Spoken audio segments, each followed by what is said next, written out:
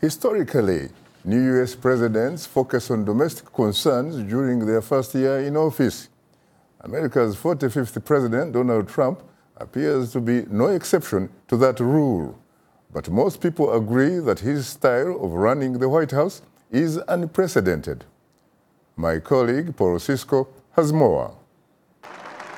A new president often means a new direction for the country. Candidate Donald Trump campaigned on a promise to make America great again, a promise and hashtag that many voters responded to positively. President Trump, with a mostly supportive Republican Congress, has battled his way to what he says are positive moves on several domestic initiatives. Among them, trade reform and tax reform. He says his tax cuts benefit the middle class and businesses, large and small. The administration also had to respond to multiple disasters and tragedies, including a massive hurricane and its aftermath in Puerto Rico, floods in Houston, devastating wildfires in the American West, mass shootings in Las Vegas and Florida, and, most recently, what appears to be a serial bomber in Texas. Top foreign policy concerns during President Trump's brief tenure in office have been the nuclear threat from North Korea, the continuing process to attain peace in the Middle East, Russia's meddling into the 2016 U.S. presidential election, and the subsequent Russia probe by Special Counsel Robert Mueller. President Trump has steadfastly denied that he has participated in or was aware of any collusion with the Russians. And the president has undergone some trials and tribulations maintaining his cabinet and top staff. The U.S.-African relationship has been on somewhat of a back burner, understandably. On his recent five-nation trip to Africa, outgoing Secretary of State Rex Tillerson reiterated America's commitment to Africa, its people, and its future. We're very pleased to see that the African Union has named 2018 as the year for winning the fight against corruption.